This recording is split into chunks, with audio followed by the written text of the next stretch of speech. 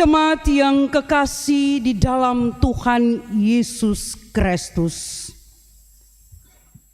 hamba Tuhan yang menderita menjadi tema sentral yang kita akan maknai dalam teks Alkitab Yesaya pasal 53 ayat 1 sampai ayat 12, sekaligus menjadi dasar pemberitaan firman dalam menghayati minggu sengsara Tuhan Yesus Kristus yang keempat di hari ini.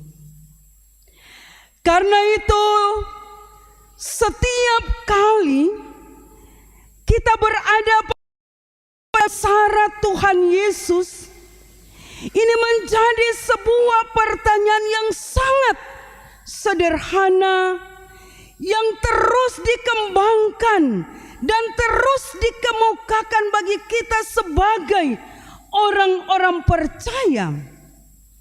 Apa makna penderitaan Tuhan Yesus bagi kita? Apa makna penderitaan Tuhan Yesus bagi saya sebagai pribadi, sebagai keluarga, maupun sebagai persekutuan jemaat?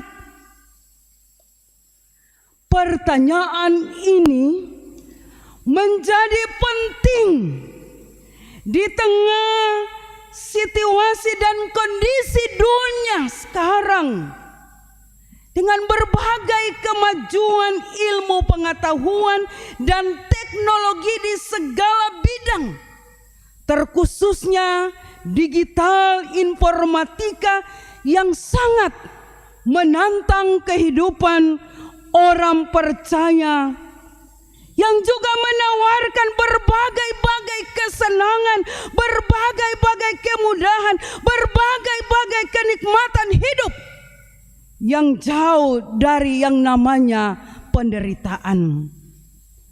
Jemaat yang kekasih dalam Tuhan Yesus Kristus, memang harus diakui bahwa kalau ditanya atau disuruh untuk memilih mau menderita, atau kalau ditanya siapa yang mau menderita, pasti tidak ada orang yang mau, dan dapat dipastikan bahwa tidak ada seorang pun yang mau memilih jalan hidup yang penuh dengan penderitaan. Banyak orang akan menghindar, banyak orang akan memperhitungkan, kalau saya berkomitmen untuk memilih jalan penderitaan, berarti saya harus memiliki sebuah resiko besar di dalam hidup ini. Makanya jemaat kekasih Kristus, tidak bisa disangkal, pasti semua kita akan memilih jalan yang penuh dengan kesenangan dan tidak berada pada jalan-jalan penderitaan. Tetapi kalau penderitaan itu terkait dengan panggilan kita sebagai orang percaya, maka tentunya kita harus siap menghadapi penderitaan tersebut sebagai sebuah bagian dari jawaban iman kita kepada Yesus Kristus sebagai juru selamat kita. Tidak ada pilihan lain, karena itu bagian dari sebuah akta iman kita untuk mengakui, menerima Yesus Kristus sebagai Tuhan dalam hidup kita. Bukan saja soal kesiapan kita, tetapi juga soal keberanian untuk bagaimana kita menghadapi penderitaan itu. Sebagaimana Yesaya memberi kesaksian atau menubuatkan bahwa Yesus adalah hamba Tuhan yang menderita. Mengapa Yesus sebagai hamba Tuhan harus mengalami penderitaan? Pertama, karena Yesus memiliki sikap ketaatan kepada Bapaknya, yaitu kesetiaan dalam menerima derita yang dialami dan kedengar-dengaran akan segala perintah yang dijalaninya, sehingga Yesus harus menanggung segala penderitaan dan kesengsaraan. Yesus dihina, dihindari orang, mengalami kesakitan. Hal ini membuktikan segala penyakit kita ditanggungnya dan kesengsaraan kita dipikulnya. Yesus rela menerima dan menanggung segala hal yang kita lakoni atau kita buat. Ini membuktikan cinta dan sayangnya bagi manusia, karena kasihnya terhadap manusia dan dunia sebagai karya ciptaannya. Jemaat yang kekasih dalam Tuhan Yesus Kristus, Yesus mengalami penganiayaan. Dirinya ditindas akibat pemberontakan manusia. Inilah sebuah nilai rela berkorban demi menanggung segala derita manusia. Pengorbanannya yang agung untuk menebus dan menyelamatkan manusia. Karena itu penderitaan hamba Tuhan akan menampilkan dua hal mendasar dalam kesaksian firman Tuhan ini. Yang pertama, penderitaan yang dialami bukan keinginan dirinya. Yesus sebagai hamba yang menderita bukan keinginannya sendiri, bukan kehendak hatinya, melainkan kehendak Allah Bapanya yang dinyatakan di dalam dirinya. Allah punya rencana besar dalam rangka menyelamatkan dan membebaskan manusia dari dosa, sehingga Yesus rela menanggung derita dan sengsara. Jemaat yang kekasih dalam Yesus Kristus, yang kedua, Allah memakai orang-orang yang tidak percaya, yang hatinya jahat, menolak kebenaran, yang mementingkan dirinya sendiri sebagai sebuah kesempatan untuk mewujudkan rencana keselamatan yang besar dan mulia bagi manusia yang berdosa. Karena itu jemaat terkasih, setiap kali kita merayakan Minggu Sengsara Tuhan Yesus bukan sebuah tradisi gereja belaka. Kita merayakan Minggu Sengsara yang keempat di hari ini adalah tanda bahwa kita juga turut terlibat bersama dalam merayakan dan menikmati pengorbanan dan penderitaan Kristus yang adalah hamba yang menderita bagi keselamatan kita. Sebuah pertanyaan mendasar yang penting yang perlu kita renungkan serta kita harus menjawab di dalam perjalanan kehidupan kita.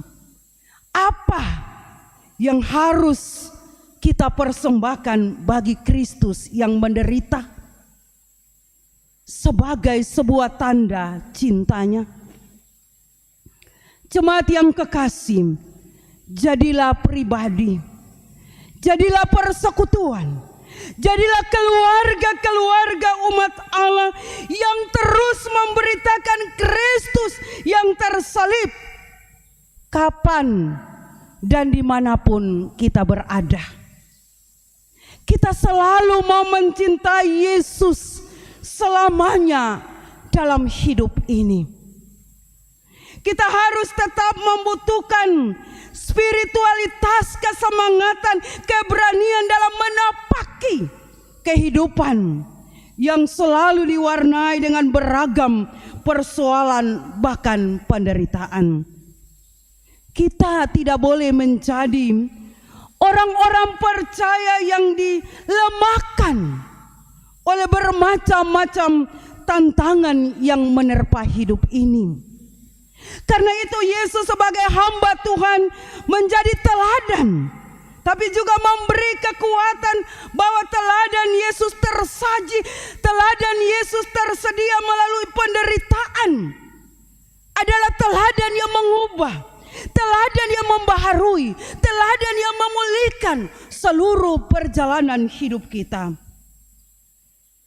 Sebab itu jemaat kekasih, dimintakan dari setiap kita ada proses-proses pembaharuan hidup yang harus terwujud dan terbukti melalui kehidupan setiap orang-orang percaya.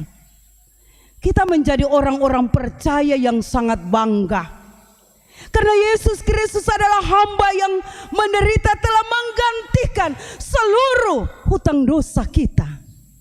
Kita menjadi orang-orang yang mengalami anugerah dan keselamatan Allah yang diperuntukkan untuk berkarya, mengabdi dan melayani lewat seluruh aspek kehidupan ini. Ini sebuah kesempatan, sebuah ruang, sebuah anugerah yang tidak bisa kita sia-siakan dalam hidup ini. Hidup yang baru akan kita alami, hidup yang telah dibaharui, hidup yang telah dimerdekakan, hidup yang telah lunas dari hutang dosa, hidup yang dianugerahkan, hidup karena keselamatan yang terus diperuntukkan bagi setiap kita yang percaya dalam Yesus Kristus, Juru Selamat dunia ini.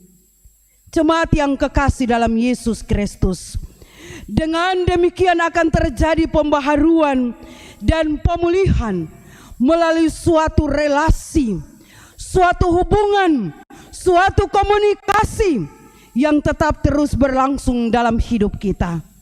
Bukan hidup saya, hidup semua kita adalah hidup yang biasa-biasa saja, hidup yang statis.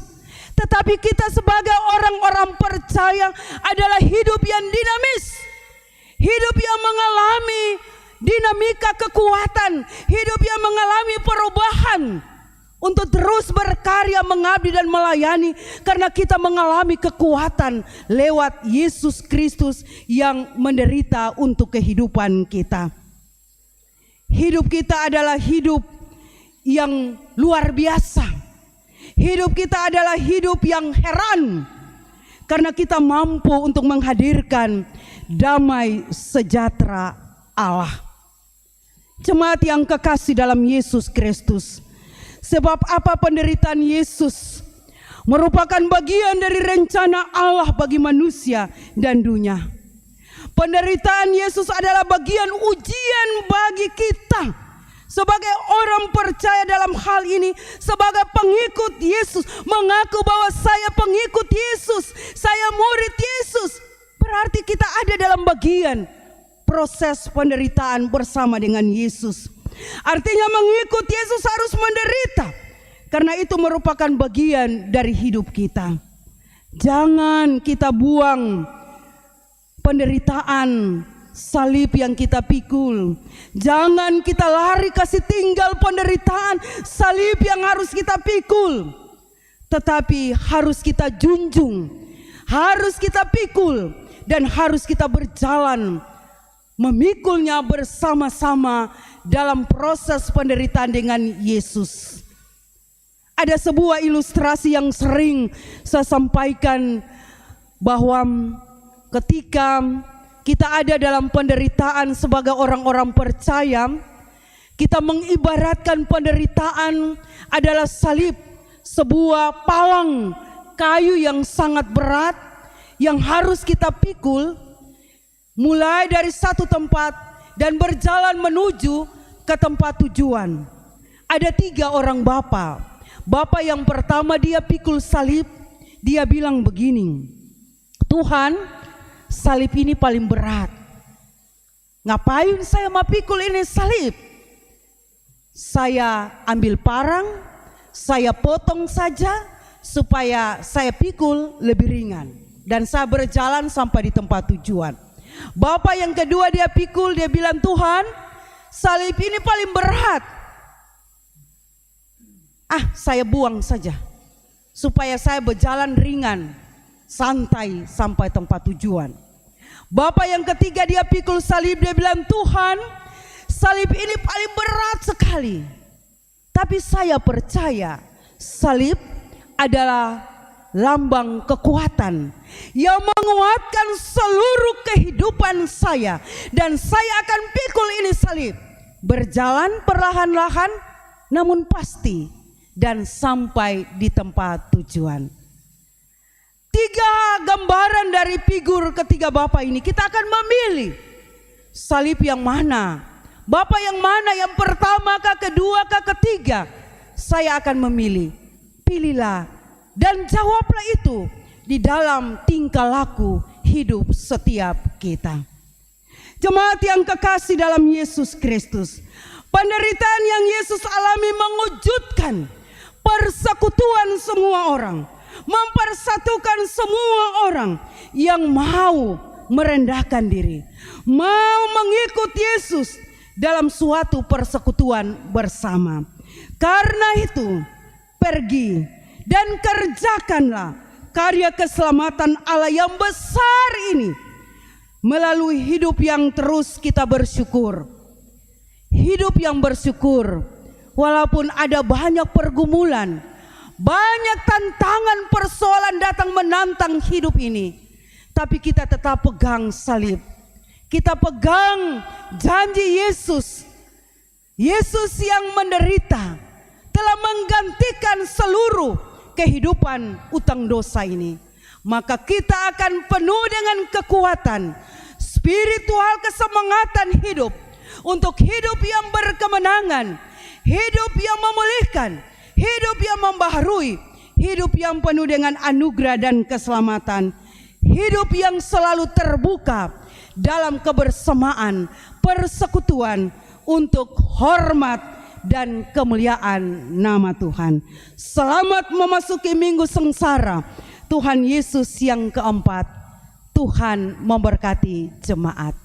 Amin.